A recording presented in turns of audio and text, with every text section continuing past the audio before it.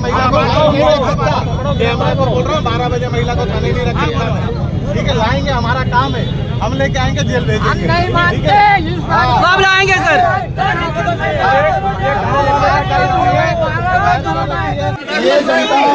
ये जनता तभी थाने से हटेगी जब तक दोषी यहाँ पर नहीं आ जाएंगे। सही बात है।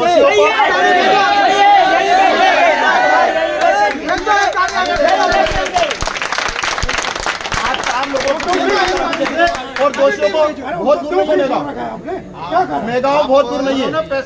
21-22 साल का होनहार लड़का शशांक, जो कि सीए की तैयारी कर रहा है, उसके पिता जो कि राम मंदिर में, गांव के राम मंदिर में पुजारी हैं, अजय दुबे, शशांक दुबे और अजय दुबे, इन पर एक परिवार चोरी का आरोप लगाता है। पुलिस 3 दिन तक पूछताछ करती है, बाप पिता पुत्र गायब हो जाते हैं और इस घटना के बाद लगभग 8 दिन बाद बेटे की लाश मिलती है नर्मदा में और उसके 11 दिन बाद, 10 या 11 दिन बाद पिता अजय दुबे की लाश मिलती है। इस पूरे मसले ने हड़कंप मचा दिया है। इस पूरे मसले से को लेकर ब्राह्मण समाज आक्रोशित है। सवाल पुलिस की तफ्तीश पर भी है, सवाल उस वक्त पर भी है जब इन पर चोरी का इल्ज़ाम लगा तो उसके क्या प्रताड़ित इतना किया गया, क्योंकि पुलिस कह रही है कि दोनों ने खुदकुशी की है।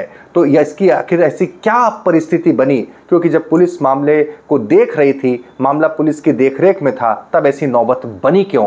क्या इस मसले पर किसी पुलिस अधिकारी की जिम्मेदारी बनती है? ऐसा है तो क्या महकमा किसी पुलिस अधिकारी की जिम्मेदारी को बचा रहा है? इस पूरे मसले में जितनी भी बातें निकलकर सामने आई हैं, क्या असली कहानी उससे अलग हटकर कुछ है?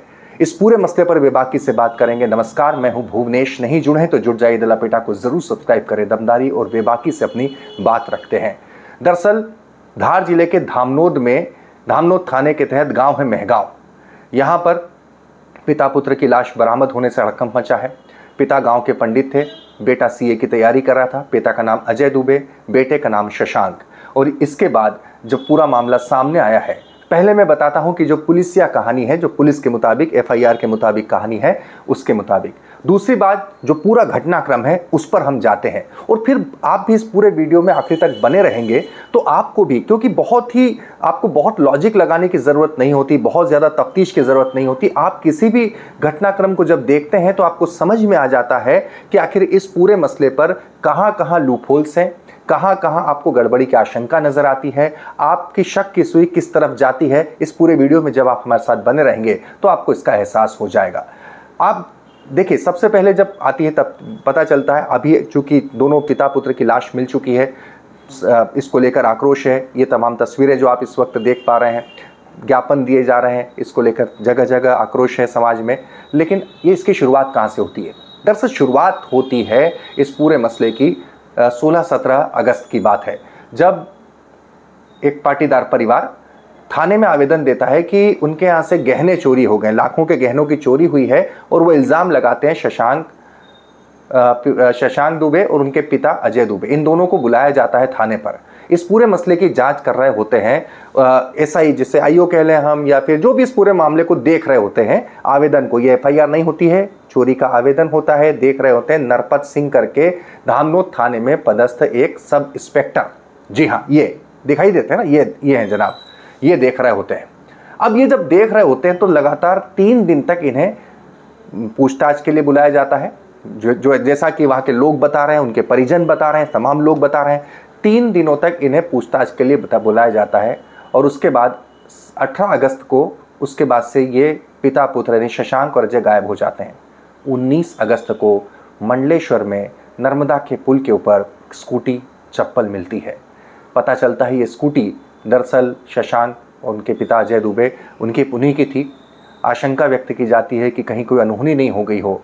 और इसके बाद में आप सोच लीजिए, 19 अगस्त को स्कूटी मिलती है, 26 अगस्त को अजय की लाश बरामद होती है धर्मपुरी के टवलई गांव में नर्मदा किनारे, और उसके 2 दिन बाद पिता का शव बरामद होता है। इतना समय हो जाता है, बॉडी काफ़ी शत विक्षत अवस्था में होती है।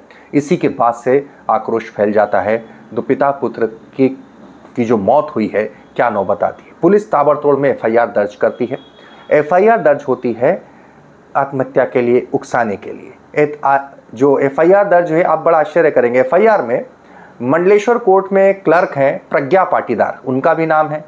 एफआईआर में मनीष पाटीदार, आशीष पाटीदार, भूपेंद्र पाटीदार, सुनील, इनका नाम है। एक नाम और है दर्शना पाटीदार। दर्शना पाटीदार कौन है, उसका नाम इस एफआईआर में क्यों है? दर्शना पाटीदार। दूसरा, 3 दिन तक नरपत सिंह किस तरह की पूछताछ कर रहे थे कि नौबत आ जाती है कि पिता पुत्र अगर पुलिस के मुताबिक खुदकुशी करते हैं तो आत्महत्या करने के लिए मजबूर हो जाते हैं। और ऐसी उन्होंने क्या पूछताछ करी कि उनकी ये नौबत आ जाती है, क्योंकि पुलिस का काम असली बात तक पहुंचना होता है। अब आप देखिए, पुलिस की थ्योरी पर ही जाएंगे, लेकिन उससे पहले हमने, जैसा मैंने कहा, अब आपको फिर से लौटना पड़ेगा। वर्तमान स्थिति में पुलिस ने किस पर प्रकरण दर्ज किया है, ये वहां के टीआई साहब से सुनिए। लोगों की क्या आशंका है, इस पर सुनिए। और इसके बाद हम आएंगे, मैंने जैसा कहा ना, दर्शना पाटीदार, शशांक दुबे, क्या रिश्ता था, इन दोनों का क्या कनेक्शन था। और अब जब पुलिस क्या कह रही है, क्योंकि मेरी बात हुई है इलाके के जो धामनोद थाने के टीआई साहब हैं, उनसे बात हुई, धार के एसपी साहब से बात हुई, ऑन रिकॉर्ड ऑफ रिकॉर्ड जो भी बातचीत है, वो बातचीत में जब उन्होंने जो कुछ कहा है वो आपको बताऊंगा। और फिर आप आश्चर्य करेंगे कि अब जो पुलिस कह रही है, और 3 दिन की पूछताछ में नरपत सिंह ने क्या ये बात पता नहीं करी, और करी तो क्या वो किसी उसमें थे, दबाव में थे, प्रभाव में थे, या फिर किस तरह की व्यवस्था थी जिसके चलते ये हालात पैदा हुए कि पिता पुत्र को आत्महत्या करने पड़ी। लेकिन उससे पहले सुनिए किसके खिलाफ केस दर्ज किया हुआ है और लोगों में शंका क्या है, समाज में आक्रोश कितना है। उक्त मामले में गुमशुदा की जांच और मर्ग जांच के आधार पर जो भी जांच में तथ्य सामने आए हैं, उन पर पाटीदार परिवार के ऊपर उकसाने का प्रकरण, आत्महत्या के लिए उकसाने का प्रकरण दर्ज किया गया है, जिसमें मनीष पाटीदार, आशीष पाटीदार, नरेंद्र पाटीदार, गजेंद्र पाटीदार, सुनील पाटीदार, भूपेंद्र पाटीदार और दर्शना पाटीदार, प्रज्ञा पाटीदार आदि के खिलाफ मुकदमा दर्ज कर विवेचना में लिया गया है, जिसमें सभी 5 आरोपियों को गिरफ्तार कर जेल भेजा है और 3 आरोपियों की गिरफ्तारी भी बाकी है। सर, किन की अभी गिरफ्तारी बाकी है? अभी प्रज्ञा पाटीदार और नरेंद्र पाटीदार, गजेंद्र पाटीदार की गिरफ्तारी बाकी है। सर, इन्हें गिरफ्तार कर जेल भेजा? हाँ, बाकी 5 आरोपियों को गिरफ्तार कर न्यायिक अभिरक्षा में भेजा गया। आपका नाम और पता? अमित कुशवाहा, थाना प्रभारी। बोला था सुबह गिरफ्तार करेंगे, आप लोगों ने रात को 12 बजे महिला को कैमरा पर बोल रहा हूँ, 12 बजे महिला को थाने नहीं रखेंगे। ठीक है, लाएंगे, हमारा काम है, हम लेके आएंगे, जेल भेजेंगे। नहीं मानते, कब लाएंगे सर? नहीं मानते हम, कब तक आश्वासन देते रहो यार? आपकी बात, आपको न्याय चाहिए और और उनके कुशवाहा साहब के भी एफआईआर दर्ज करके उनको अंदर करिए। ठीक है, उनको भी अंदर कर देंगे, क्योंकि उनका आप लोग जो परिवार 14 तारीख से लेकर 16 तारीख 17 तारीख तक धामनोद थाने पर बुलाया गया, उनके साथ मारपीट की गई, और 19 तारीख को जब वो यहाँ से गायब हुआ और उन्हें हम ढूंढ रहे थे 10 दिनों से, उसकी जांच पुलिस ने क्या की, इस बात की हम यहाँ पर मांग करने आए। कौन कौन लोग हैं, क्या है इसमें, कितने लोगों पर कार्रवाई चाहते हो आप? किसी परिवार का नाम हम सुन रहे हैं, अभी तक उसके सारे सदस्यों की जानकारी हमें प्राप्त नहीं है। वो आपको परिवार के, दुखी परिवार के साथ में हम सभी लोग थाने पर तब तक बैठेंगे जब तक हमने 3 चीजों की जो मांग की है वो हमें नहीं दी जाती। ठीक है, तो हम लोग यहाँ से सीधा चल रहे हैं कहाँ पर? थाने पर। आप सभी से निवेदन है कि जो चल सकता है वो चले, किसी पे कोई प्रेशर नहीं है। ठीक है, मांगे, पहली मांग है कि नरपत सिंह ठाकुर एएसआई को आरोपी बनाया जाए इस मामले में। दूसरी बात, जो सुसाइड नोट छोड़ा गया है उसकी कॉपी दी जाए। तीसरी बात, एक सूचना का अधिकार के अंतर्गत हमने आवेदन प्रस्तुत किया है, उस आवेदन की जो समस्त फुटेज और उस दिन का रोजनामचा और हमने उस बीच में प्राप्त आवेदन, जो इस आवेदन की ये बार बार हमें बता रहे हैं कि पाटीदार परिवार ने जो आवेदन दिया था उसके आवेदन के ऊपर इन दोनों पिता पुत्रों को बुलवाया गया था, उसकी कॉपी, ये तीनों चीज हमें उपलब्ध कराई जाए। हमने बाकी सारी चीजें आरटीआई के माध्यम से मांगी गई थी। व्यक्ति लापता था, 24 आवर्स में देना थी, अभी तक उपलब्ध नहीं है। तो आज हम लेके जाएंगे, हम सीधे। दादा, क्या नाम है? मेरा नाम ललित दुबे है। हमारे गांव के गौरी शंकर पाटीदार एवं उसके परिवार के द्वारा एवं पुलिस थाना धामनोद के द्वारा हमारे भाई एवं भतीजों को प्रताड़ित किया गया, जिसके कारण या तो उन्होंने आत्महत्या कर ली है, परंतु अब मेरे को ऐसी पूरी शंका हो रही कि उनकी हत्या कर दी गई है। हमारे भतीजे की लाश कल नर्मदा जी में मिली थी। पुलिस प्रशासन के द्वारा किसी प्रकार की कोई कार्रवाई नहीं की गई। दिनांक 19 से मैं आवेदन, बयान सब दर्ज कर चुका हूं, परंतु कोई एफआईआर वगैरह दर्ज करके कार्रवाई नहीं की गई। अब मैं अपने भतीजे के साथ, बड़े वाले भतीजे वैभव दुबे के साथ अपने छोटे भतीजे एवं भाई के न्याय के लिए इस थाने पर बैठा हूं। या तो थाने वाले हमारी भी हत्या कर दें या फिर हमें न्याय दें। आपकी क्या मांगे? हमें न्याय चाहिए कि उनके साथ में क्या घटनाक्रम हुआ था, क्या हुआ। आपने पूर्व में शिकायत भी की है? कितने लोगों के खिलाफ की है? मैंने पूर्व में भी गौरी शंकर पाटीदार, दर्शना पाटीदार, प्रज्ञा पाटीदार जो मंडलेश्वर में न्यायालय में लिपिक है, इस थाने के ठाकुर NS ठाकुर उप निरीक्षक हैं, आशीष पाटीदार, भूपेंद्र पाटीदार, मनीष पाटीदार, इन लोगों के विरुद्ध यहाँ पर आवेदन दिया है, जिनके द्वारा यह प्रताड़ित किए गए हैं, परंतु उस आवेदन पर किसी प्रकार की कोई कार्रवाई नहीं की गई। यह घटना दिनांक 19 की है। 20 तारीख को मैं इनको आवेदन दे चुका हूँ। आज तक ना तो FIR दर्ज की गई है, ना ही कुछ कार्रवाई हुई है। आप क्या चाहते हैं? इनको मैं ये चाहता हूँ कि या तो मुझे न्याय मिले या इस पुलिस थाना धामनोद के द्वारा मेरी एवं मेरे भतीजे की भी हत्या कर दी जाए, ताकि हम भी मुक्त हो सकें। अब लौटते हैं।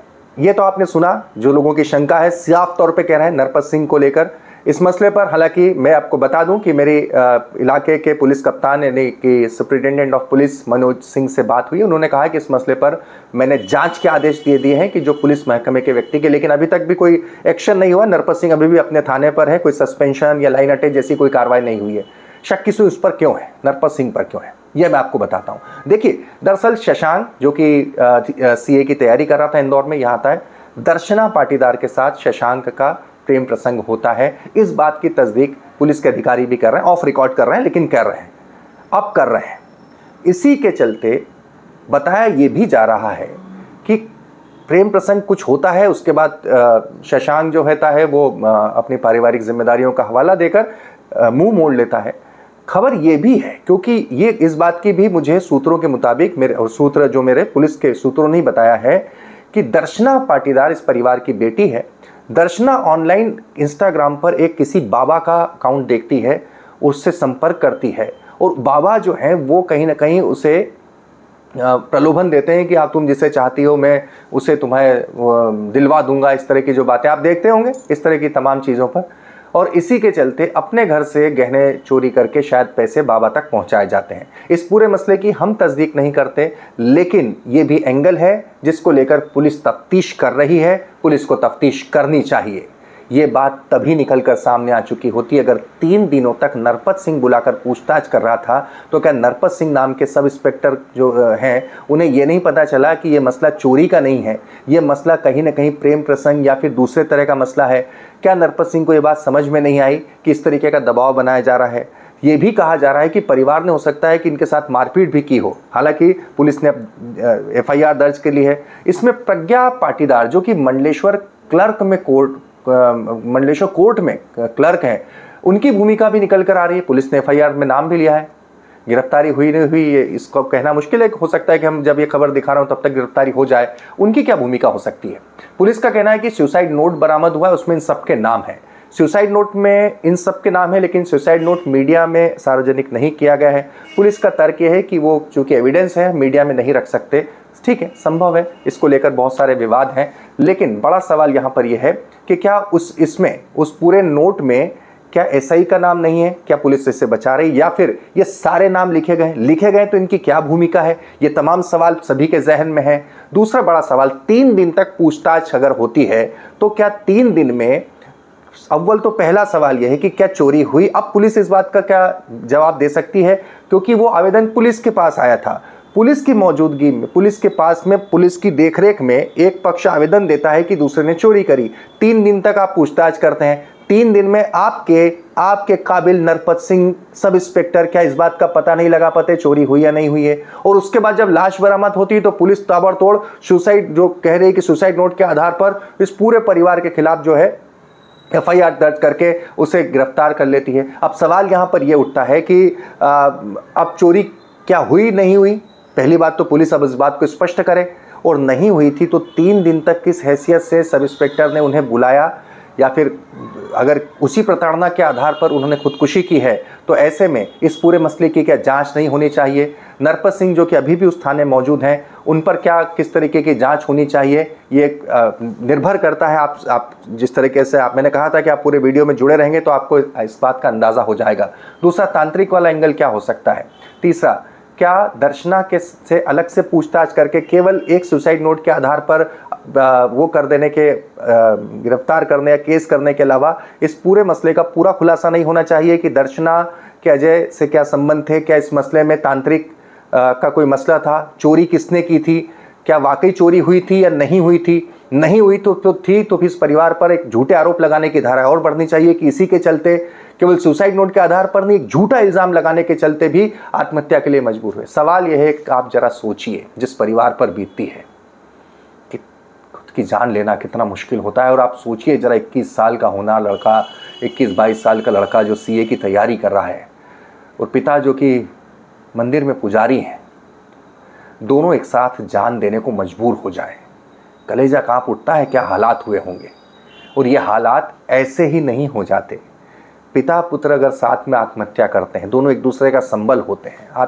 जो जितने भी शोध आए उसके मुताबिक खुदकुशी की हालात में व्यक्ति जब टूट जाता है इस कदर, तभी हालात पैदा होते हैं। अब ऐसी परिस्थिति में बड़ा सवाल सरकार के ऊपर है, जांच के ऊपर है कि आखिर इस पूरे मसले पर जितनी निष्पक्षता के साथ जांच हो। SP साहब का कहना है महकमे की भी हम जांच कर रहे हैं, तो महकमे की जांच तुरंत होनी चाहिए, तभी जाकर लोगों का आक्रोश ठंडा होगा। और सरकार या पुलिस केवल कह देने भर से या हमने FIR कर ली है, गिरफ्तारी कर देने भर से आपकी जिम्मेदारी पूरी नहीं होती है। सबसे बड़ी बात है उस भरोसे की, वो भरोसा कायम होना चाहिए। वो भरोसा तभी कायम होगा तभी जब शशांक और अजय दुबे जिनकी जान गई है उन्हें इंसाफ मिलेगा। तमाम खबरों के लिए द लपेटा को सब्सक्राइब कीजिए।